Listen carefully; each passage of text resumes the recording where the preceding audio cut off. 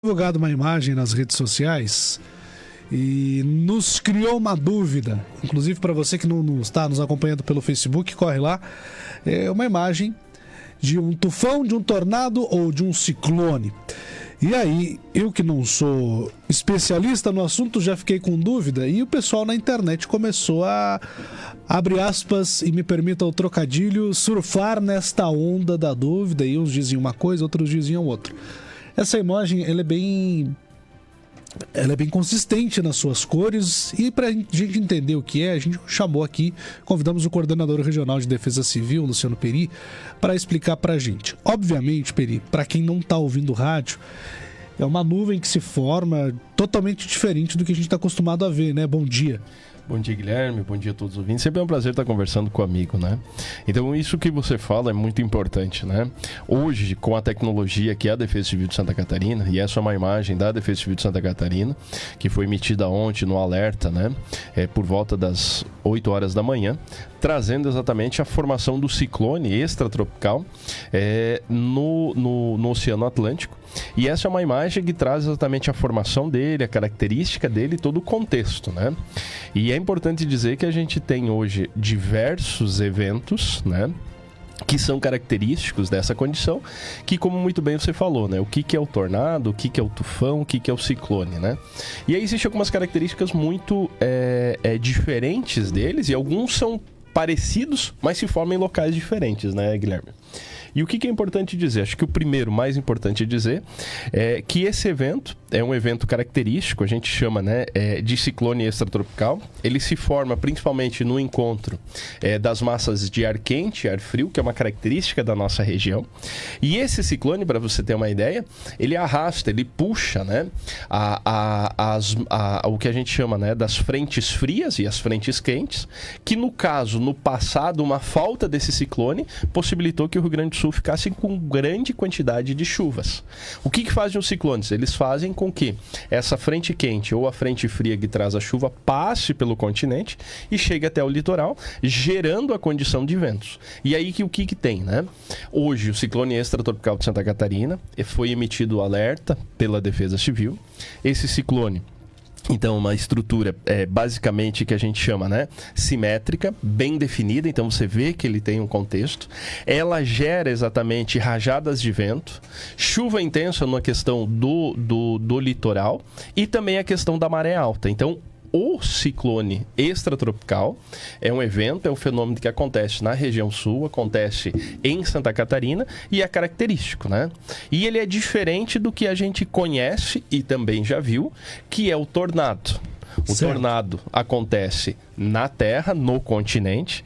É um fenômeno mais violento. Ele tem os ventos giratórios. Só que o que acontece? Ele se forma através da nuvem cumulus-nimbus. Aquela nuvem escura, aquela nuvem que começa, né, branca, vai ficando cinza, de repente ela fica escura. E aí se forma a questão da tempestade, gerando ventos com rajadas de 200 até 300 km por hora, que é uma realidade que nós tivemos aqui com o tornado, né?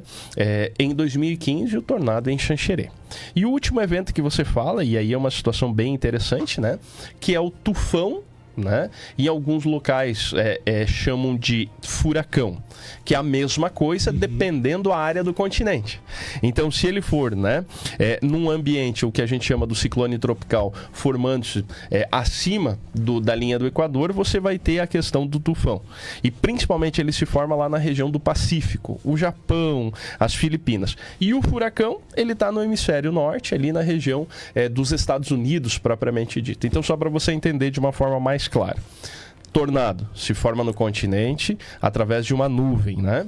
Ciclone, conjunto de frentes frias e frentes quentes que se juntam, passam pelo território, passam pela terra e chegam principalmente até o oceano, e lá no oceano se formam de forma circular, trazendo a questão de vento e chuva bastante intensa para a região. Certo, Peri, a gente acordou hoje com a notícia de um terremoto que causou aí também danos significativos.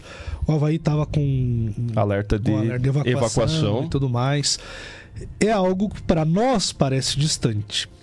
Pode acontecer isso na nossa região, aqui não só em Santa Catarina, eu falo em nível de Brasil? É importante dizer que o Brasil, né, ele está sobre uma mesma placa tectônica, né? Então o risco, né, de terremotos dessa intensidade digamos assim, é muito remoto a condição. É importante dizer que o Brasil e Santa Catarina já têm registros de terremotos. Principalmente a região nordeste do Brasil tem vários registros de terremotos de 3, de 4, de 5 graus na escala Richter, que é a escala que mede a quantidade do tremor. Em Santa Catarina, na década de 80 e 90, na região do Vale do Itajaí, a gente já teve o registro de tremores de terra, né? Em torno de 5 graus, né? 5 alguma coisa, que geraram pequenos tremores e fissuras. Na região se investiga algumas situações que são características até pela questão da formação rochosa e pela exploração da rocha aqui na nossa região, pequenos tremores de terra, né? Mas não nessa configuração de que existe o terremoto que aconteceu de 8.8, né? Mas o que é importante dizer, né, Guilherme? Até 2004 não haveria uma possibilidade científica de acontecer um ciclone tropical que geraria um furacão no hemisfério sul, até acontecer, né, o que a gente chama do primeiro furacão do hemisfério sul, que foi o furacão Catarina. Certo? Então hoje, conforme a geografia e aí a minha área de estudo, né, mostra, nós estamos sobre uma mesma placa tectônica que diminui, que mostra que nós temos um risco remoto de acontecer. Mas não há impossibilidade, infelizmente, pelo que a gente vem vendo nos últimos anos, né? Tá certo. Ainda falando sobre essa diferença, a gente ouviu falar muito mais sobre tornado a partir de 2015. Inclusive, Passos Maia recentemente registrou, inclusive foi mais no interior, a gente esteve lá, o estrago parecia menor do que aqui em Xanxerê, mas houve um estrago. Isso deve aumentar ao longo dos anos, Peri? Para que você tenha uma ideia, no mês de julho, né, no mês de junho, perdão, que foi o evento onde aconteceu, dia 23, aconteceu em Abelardo Luz e Passos Maia, tempestade severa em Abelardo Luz e o tornado em Passos Maia. Nós tivemos 6 eventos de tornados na região oeste de Santa Catarina no mês de junho. É importante dizer que os eventos eles estão acontecendo e isso nós como Defesa Civil, Guilherme, já viemos falando, já viemos conversando, já viemos estudando que os eventos eles devem ser mais intensos, né? Cada vez mais recorrentes.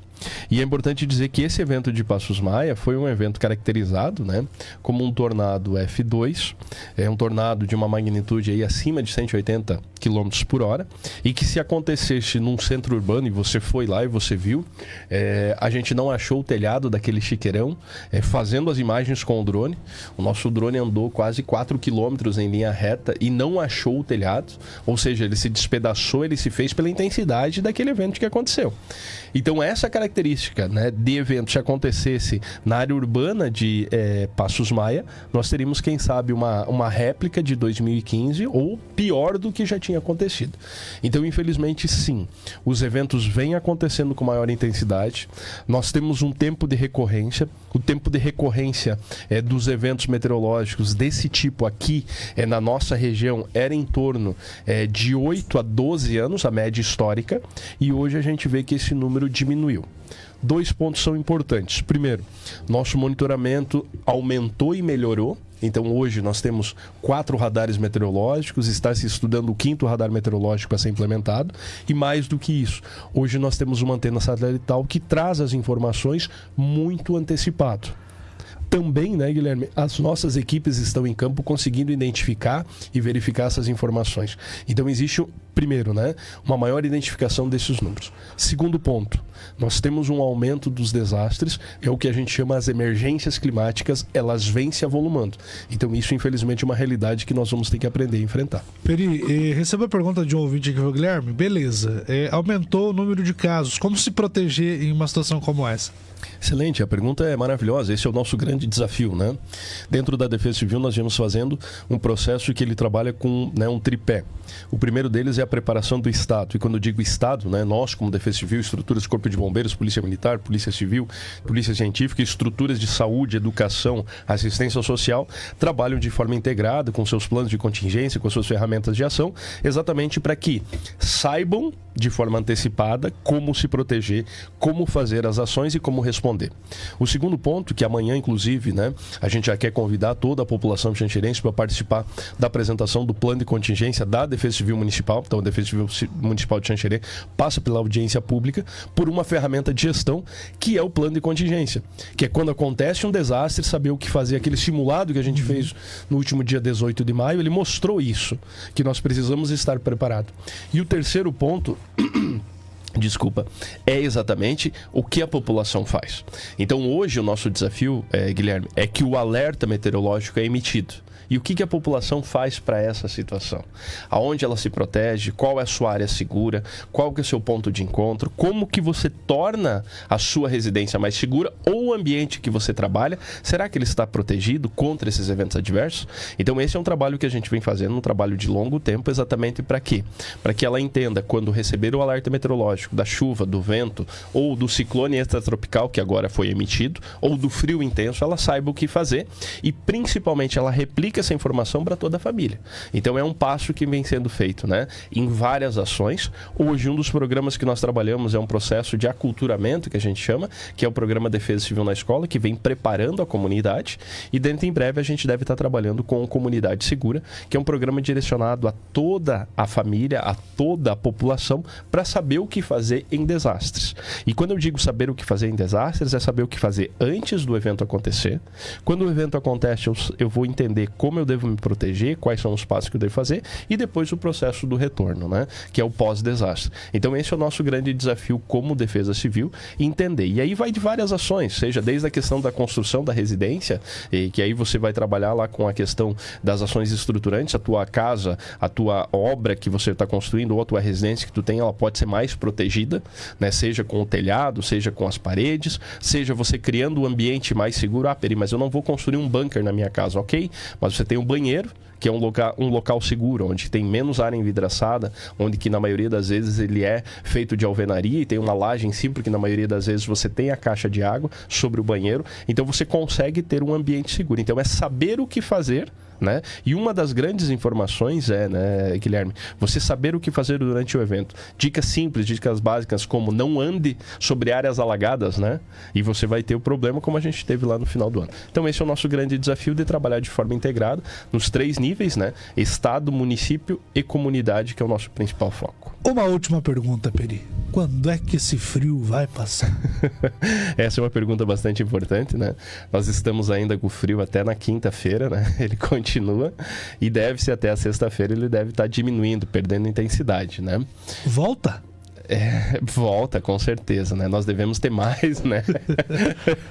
Mais uma massa de ar polar que deve estar passando aí até o final do inverno, né? É importante dizer, né?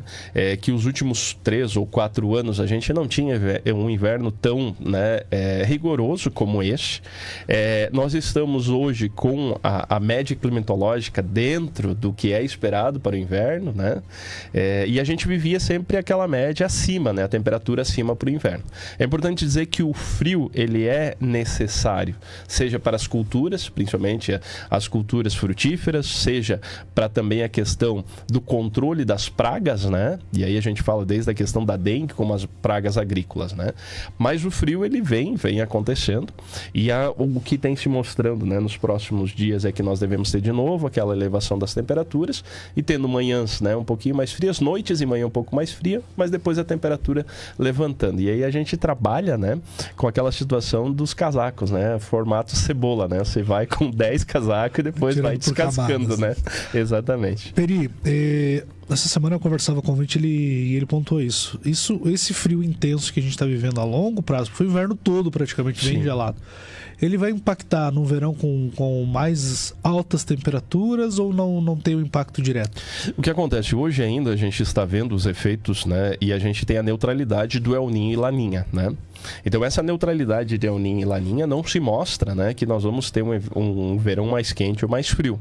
Então é importante dizer que ainda nós estamos dentro daquela média climatológica, mostrando quando eu não tenho os eventos, né? E aí vamos explicar melhor. Quando eu tenho laninha, como eu tive nos últimos anos, eu tenho menos frio, mas eu tenho estiagem, né? E a gente se concluiu com uma estiagem até pouco tempo atrás. Quando eu tenho El Niño, eu tenho o inverno, quem sabe até um pouco mais frios do que isso, só que eu tenho, né, a condição da primavera principalmente bastante chuvosa.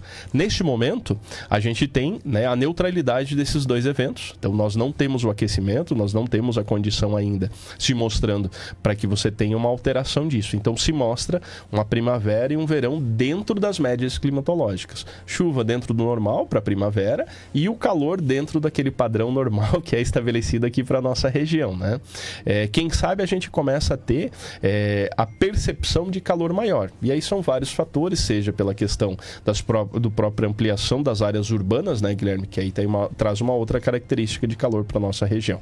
Mas o que se mostra hoje é dentro da normalidade ou dentro daquela média climatológica que é apresentada. Perfeito. Peri, muito obrigado por atender o nosso convite. Nós que agradecemos e lembrando, Defesa Civil somos todos nós. Esse é o coordenador regional de Defesa Civil, Luciano Peri, conversando com a gente, explicando a diferença entre tufão, tornado, ciclone, que foi de fato o que aconteceu aqui nessa imagem que a gente está mostrando também lá nas redes sociais.